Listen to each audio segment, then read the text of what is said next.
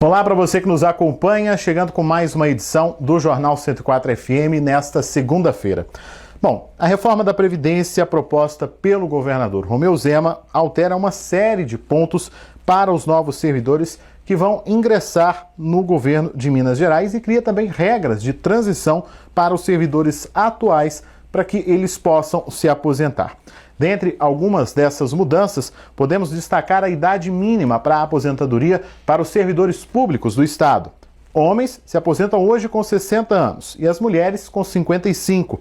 Com essa reforma, os homens passariam a se aposentar com 65 anos e as mulheres com 62 anos. Também haveria mudança no tempo de contribuição mínimo, que no caso para os homens atualmente é de 35 anos e para as mulheres é de 30 anos. Com a reforma da Previdência, se aprovada, os homens passariam a contribuir por 25 anos e as mulheres também por 25 anos.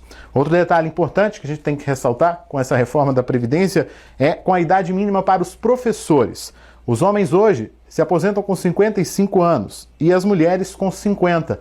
Caso a reforma da Previdência do Estado seja aprovada, os professores homens passariam a se aposentar com 60 anos e as mulheres com 57 anos. São esses alguns pontos dessa reforma da Previdência do Estado de Minas Gerais e o Jornal 104 FM conversou com a deputada Beatriz Cerqueira, que é contrária a essa reforma da Previdência, e conversamos também com o deputado Cássio Soares, que é o relator da PEC da reforma da Previdência. Acompanhe com a gente nesse momento essas entrevistas. Olá para você que acompanha as redes sociais da 104 FM. A gente conversa hoje com a deputada estadual Beatriz Cerqueira. Ela que é membro da Comissão de Administração Pública e também da Comissão do Trabalho, Previdência e Assistência Social. Ela também foi coordenadora geral do Sindicato Único dos Trabalhadores de Educação de Minas Gerais, o Sindiúte. A gente vai conversar com ela nessa tarde sobre a reforma da Previdência no Estado de Minas Gerais. É um assunto importante, de grande relevância, para todos os servidores públicos do Estado. Bom, deputada, primeiramente, boa tarde, bem-vinda ao Jornal 104 FM. Boa tarde a todos que nos acompanham. É um prazer, eu agradeço a oportunidade do debate. Deputada, a senhora é contra a reforma da Previdência no Estado. Em quais pontos você se baseia a sua decisão? Primeiro, o momento. Durante uma pandemia, não é hora de você forçar a aprovação de matérias tão complexas que poderiam ter sido apresentadas antes da pandemia ou que podem aguardar. A pandemia nos exigiu um processo de reorganização, a Assembleia Legislativa está com restrição de entrada, as pessoas não podem acompanhar presencialmente as atividades, e isso exclui, de forma muito concreta, a participação popular. As pessoas, eu como deputada, eu sou uma representação, né? Eu não tenho um poder absoluto. E o processo no parlamento se dá pela participação popular. Então, as pessoas têm o direito de acompanhar o processo legislativo, audiências, tramitação de projetos, votação em plenário. Durante a pandemia, isso está restrito, não é possível. Então, esse é o meu primeiro motivo. O segundo motivo é porque essa reforma, ela não traz nada que se adeque a melhorar ou dar condições mais modernas à Previdência, como tem sido falado. É uma reforma que vai atacar os servidores públicos, né, pelo seu conteúdo. É uma reforma que muda muito a forma de cálculo das aposentadorias. Os salários mais baixos hoje de aposentados e pensionistas são isentos exatamente porque eles são baixos, e o governo está taxando aposentados e pensionistas de baixos salários. Então, toda a economia que o governo está dizendo que vai fazer vai ser retirando dos salários e, portanto, dos mais baixos salários, aumenta mais o tempo e a idade para as mulheres, um tempo implica isso, aumentar mais para as mulheres, então ataca mais as mulheres, então pelo seu conteúdo também. E por fim, porque não é uma reforma que vai resolver os problemas do Estado. Nós deveríamos discutir na Assembleia uma reforma tributária, nós deveríamos estar discutindo o fim de privilégios, como empresas que pagam poucos impostos em detrimento do cidadão que paga aí uma carga alta de impostos. Então é uma reforma que não vai resolver o problema, mas que está atacando os servidores. Em síntese, eu poderia te dizer que por esses motivos eu vou votar, né, e tenho me posicionado contra essa reforma da Previdência. Entendi. Quando você fala sobre a questão dos servidores públicos, né, eles estão de fato ficando fora do debate. Não está tendo nenhuma articulação, né, dentro da LNG, dentro dos representantes, né, dessa questão com esses servidores. Como é que está essa situação, deputado? Excelente questão. Eles ficaram de fora pelo governador. O governador, quando encaminhou os projetos para a Assembleia, o fez sem escutar nenhuma entidade do funcionalismo. Nós estamos falando de mais de 250 mil aposentados, mais de 38 mil pensionistas, mais de 184 mil servidores efetivos, e se nós acrescentarmos a discussão do IPSENG, também tem os servidores designados, que são mais só na educação, são mais de 114 mil servidores, ou seja, muita gente que não foi ouvida através da sua representação, então o governo excluiu todo mundo desse processo. Na Assembleia foi realizado um seminário em que as entidades, por 15 minutos, apresentaram os seus pontos de vista. Foi uma escuta importante, mas que, evidente, não substitui o processo de negociação, que deveria ter sido feito antes entre o governo e as entidades representativas do funcionalismo, e não substitui um processo efetivo de participação, de audiências e da presença física dos servidores na Assembleia. Então, os servidores não foram escutados, e esse eu acho um ponto grave em relação à reforma também. Entendi. Pois é, o governador Romeu Zema, o deputado, ele defende essa reforma da Previdência que foi apresentada à Assembleia Legislativa, dizendo que essas mudanças, né, nas regras do funcionalismo são fundamentais para desafogar as contas do Estado. Nós sabemos que o Estado está tendo enormes dificuldades para saldar aí os seus compromissos. Agora, eu gostaria de saber qual seria a alternativa para solucionar essa questão sem comprometer o servidor público e o caixa do Estado. Bem, o debate da reforma tributária, se a gente rever a situação tributária do Estado. Vou citar exemplos concretos.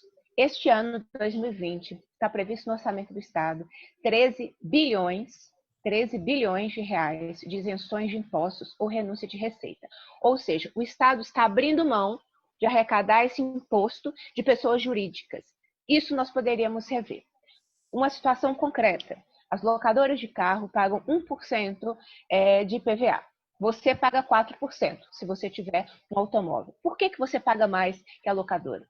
Não era hora da gente estar revendo isso, retirando os privilégios de empresas que lucram pagando menos impostos, não é? Enquanto você paga mais impostos? Então, nós deveríamos estar revendo as isenções fiscais, as renúncias de receita. O governo fez um acordo péssimo em relação à Lei Candir. Os valores que virão para Minas são muito menores do que aqueles que, de fato, Minas Gerais têm direito. Poderíamos começar por aí. E não retirando do salário dos servidores, porque todos os números que o governo aponta de economia, da reforma, etc., é do salário da professora que vai sair. É do salário da técnica de enfermagem que vai sair. É de todos os aposentados que ganham a partir de R$ 1.050. É dos pensionistas. Ou seja, vai ter um confisco de salário. As pessoas vão contribuir mais para, quando conseguirem se aposentar, vão receber menos, não vão receber sequer o seu salário da atividade. Mas a economia imediata que o governo afirma que vai fazer é retirando do salário dos servidores públicos. Muito bem. O governo do Estado, o deputada, parece que ele chegou a ganhar um fôlego aí, se não me engano, de 6 meses para essa reforma da Previdência, de acordo com aquele certificado de regularidade da Previdenciária. Aí, a partir disso, essa reforma ela pode ser votada no ano que vem, em janeiro de 2021. Mas parece que esse prazo já não ia ser cumprido também, né, pela Assembleia, né, ia ter um pequeno, digamos assim, um pequeno delay nessa votação. Qual que é a expectativa a partir de agora, em decorrência desse fôlego, digamos assim, que o governo chegou a ganhar para essa reforma? Bem, de fato, o que o governo queria era ter aprovado a reforma em julho. Rápido. Quanto mais rápido, menos tempo para o debate, não é? Então, em 10 dias, as propostas foram recebidas na Assembleia e chegaram a ser votadas em 2 comissões. 10 dias. Mudança na Constituição, algo que mexe na vida de 500 mil de pessoas, algo que mexe com o IPSENG, algo que cria fundo de previdência, algo que abre a previdência que é pública para o sistema privado financeiro, né? Para quem vai lucrar é o Itaú, é o Bradesco, como exemplos de sistema financeiro quando a previdência ela abre para a iniciativa privada. Então, algo de tanta complexidade não pode ser tocado tem que ser debatido. Né? Você tem que ter um processo concreto, um processo importante de debate. Exatamente nós ganhamos esse fôlego quando a Assembleia não deu sequência, né, à tramitação e fez esse seminário que eu citei no início da minha fala. Com essa alteração de datas, com a questão do certificado de regularidade, cai por terra toda a pressão que o governo tentava fazer para acelerar e votar durante a pandemia. Então, a minha expectativa é que nós não sejamos mais pressionados e o governo não queira correr com uma proposta tão complexa e possa fazê-la com o devido debate na Assembleia Legislativa. Muito bem. E a partir de agora, então, quais são esses próximos passos dessa tramitação lá na Assembleia? Bem, a reforma ela está dividida numa mudança à Constituição, que é uma PEC, e num projeto de lei complementar. O projeto de lei complementar passa por 4 comissões. Ele já passou em 2 e está na 3ª comissão. Então, nossa expectativa é que durante todo o mês de agosto ele fique na comissão de trabalho e a comissão de trabalho realize debates, audiências, possa fazer esse processo importante, não só da escuta, mas do contraditório, das discussões que precisam ser feitas. Depois ele segue para a última comissão e, na sequência, vai à votação em primeiro turno. A PEC, por ser mudança na Constituição, tem um rito próprio. Passou na primeira comissão, que é a de Constituição e Justiça, e agora tem uma comissão especial que ela é constituída exclusivamente para analisar essa mudança na Constituição. A nossa expectativa é que a PEC também siga um pouco esse ritmo da proposta de lei complementar, do projeto, de lei complementar, porque não faz sentido um avançar enquanto a outra está em debate. Então, agosto, a nossa expectativa é que a gente tenha condições de realizar debates e aprofundar as discussões sobre a reforma. Porque o contraditório, aí eu quero agradecer a gentileza do espaço com vocês, é muito importante, né? Eu vi a apresentação, por exemplo, o governo fez uma apresentação dizendo que os servidores não terão redução nos seus salários. Não é verdade. Terá redução. Porque ele passa a taxar, ele aumenta a taxação e passa a taxar um grupo que hoje é isento. Então, é preciso ter o debate para que as informações sejam colocadas e possam ser questionadas e possam ser aprofundadas, porque senão a gente fica com uma falsa ideia de que é uma reforma boa. Eu vi o governador também dizendo que os servidores vivem numa ilha da fantasia, que recebem salários de R$10 mil. Não é verdade. A média de remuneração do servidor público em Minas Gerais é baixíssima. A média de remuneração na educação, juntando tudo, todos os direitos, a parte patronal de previdência que já existe, os servidores também já pagam a previdência, mas juntando tudo, a média de remuneração na educação é de R$2.200. Você tem servidores que têm média de remuneração de R$1.500. Você tem servidores da saúde que ganham baixíssimos salários e estão lá perdendo a vida para o coronavírus, o enfrentamento à pandemia, porque é a sua função de ponta estar lá na área da saúde. Então, os servidores não vivem nem numa ilha da fantasia e nem são salários privilegiados. Aqui em Minas Gerais são baixos salários, essa é a nossa realidade. Então, a importância do debate para que nós possamos ter o contraditório e as pessoas, toda a sociedade, tenham acesso às informações. Muito bom. Esse é o papel do Jornal 104 FM, deputada, trazer as 2 versões ou as mais variadas versões sobre determinado assunto para que a população ela faça o julgamento dela, né? Para a gente fechar essa nossa entrevista, você foi coordenadora geral do Sindiúti e eu gostaria que você, qual a observação, né, que você faz para esse atual momento que a gente está vivendo, principalmente dos professores que trabalham na rede estadual de ensino e que tiveram que se adaptar a essa nova realidade do ensino remoto. Essa realidade, na verdade, Henrique, ela foi imposta, né?